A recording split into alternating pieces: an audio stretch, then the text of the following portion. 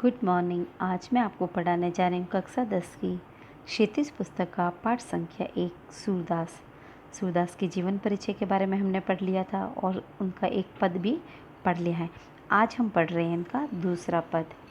कह रहे हैं कि जब कृष्ण मथुरा चले जाते हैं तो गोपियाँ विरह में जलती रहती हैं, कृष्ण के आने की प्रतीक्षा करती रहती हैं और बहुत सारे वो पत्र लिख के भेजती हैं मथुरा, लेकिन कोई भी संदेश नहीं आता है। लेकिन जब उद्धव मथुरा से आते हैं तो गोपियाँ बड़ी खुश होती हैं कि आज ज़रूर श्री कृष्ण ने कोई संदेश भेजा होगा, कोई प्रेम संदेश भेजा होगा। जैसे ही उद्धव के पास आती हैं तो उद्धव कहते हैं कि कृष्ण ने तो आपको योग का संदेश भेजा है कि योग साधना करो, परमात्मा का ध्यान लगाओ, प्रेम प्रेम कुछ नहीं है। तब गोपियाँ कहती है, बड़ी व्यथित हो जाती है, बड़ी दुखी हो जाती हैं। उद्धव को उल्लाहना देती हुई कहती हैं, मन की मन ही मांझ रही। मांझ यानी भीतर, यानी मन में, मन के अंदर, मन के भीतर।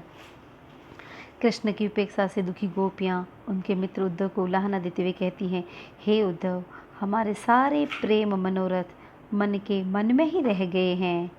न हमें कृष्ण से प्रेम करने का आनंद मिला है, न अपनी विरह व्यथा को व्यक्त कर पाई हूँ। अब आप ही बताइए, कहिए जाई कौन पे उदो। कौन पे यानी किस से, उदो यानी उद्धव। अब आप ही बताइए उद्धव, हम अपने मन की पीड़ा या मन की व्यथा किसे जाकर सुनाएं, किसे जाकर अपने मन की विरह व्यथा को व्यक्त करें। आप ही बताइए। अवधि आधार आसया वन की, तन मन विथा सही। अवधि यानी समय, अर्थात निर्धारित समय। आधार यानी आधार, आधार यानी जीने का सहारा। आस यानी आशा, आवन की यानी आने की। तन यानी शरीर। विथा का तत्सम रूप होता है व्यथा।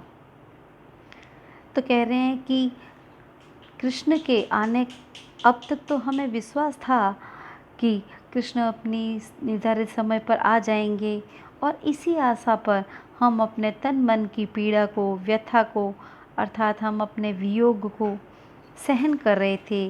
विरह की पीड़ा को हम सहन कर रही थी क्योंकि हमें आशा थी कि श्री कृष्ण आएंगे। लेकिन आज तो कृष्ण ने जो संदेश भेजा है उससे तो हम जीते जी मर गए हैं। अब इन जोग संदेश ने सुनी सुनी, बिरहिनी बिरह दही। जोग यानी योग, संदेश यानी संदेश, सुनी सुनी, इसमें पुनरुक्ति प्रकाश अलंकार हुआ है। तो अब गोपियाँ कह रही हैं कि अब जो तुम ये योग का संदेश दे रहे हो, इसको सुन सुनकर विरहिनी, विरहिनी यानी वियोगिनी, और विरह, विरह यानी वियोग में, दही, दही यानी जली। तो कह रही हैं गोपियाँ, यहाँ पे कह रही हैं कि अब आपके इस योग संदेश को सुन सुनकर हम विरहणियों की विरह व्यथा, अर्थात विरह अग्नि और धधक गई है और आग लग गई है हमारे अंदर।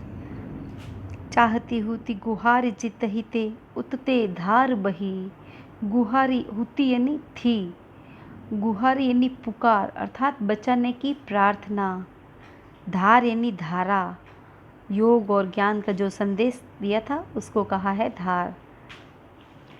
धीर यानी धैर्य और मर्यादा यानी मर्यादा, अर्थात नीति। लही यानी रखी। तो एक एक शब्द के अर्थ को आप लिखते रहो। जब तक आपको शब्दार्थ का ज्ञान नहीं होगा तब तक आप इनका भावार्थ नहीं कर पाओगे। तो कह रहे कि अब जो तुम विरह का, अब तुम जो योग का संदेश दे रहे हो, यह सुन सुनकर हमारी तो विरह अग्नि और धधक गई है और जल रही, तेज हो गई है। फिर के चाहती हुती गुहारी जित हिते, उतते धार बही। वो कह रही जिससे हम अपनी रक्षा की पुकार करती थी, उसने तो योग की ऐसी धारा हमारे और बहा दी है कि हम तो कृष्ण से अपने बचाने की उम्मीद कर रहे थे कि कृष्ण हमारी पुकार सुनेंगे, पुकार सुनेंगे। लेकिन उन्होंने तो योग की ऐसी धारा बहा दी है कि अब हम कैसे धैर्य धारण करें। सूरदास अब धीर धरहि क्यों, मर्यादा न लही। अब आप ही बताइए कि अब हम कैसे धैर्य धारण करें। कृष्ण ने तो प्रेम की सारी मर्यादाएं तोड़ दी हैं, लौटने का वचन तो भंग किया ही है और प्रेम संदेश के स्थान पर यह योग संदेश भिजवा दिया है। अब उनसे क्या आशा करें। कि जिससे हम पुकार करना चाहती थी कि हमें बचा लो, हम विरह की आग में जल रहे हैं, उसने तो योग की ऐसी धारा बहा दी, उसने तो सारी मर्यादा तोड़ दी है, प्रेम की सारी मर्यादा तोड़ दी है। अब बताइए कैसे धैर्य धारण करें। अब देखिए इनमें जो भाषा है विशेष में लिखोगे ब्रज भाषा का प्रयोग हुआ है, और शून्य शून्य में पुनरुक्ति प्रकाश भी है, अनुप्रास अलंकार भी है। अवधि आधार आ से आवन की की आवृत्ति बार बार हुई है, तो यहाँ पे भी अनुप्रास अलंकार है। ठीक है, धन्यवाद।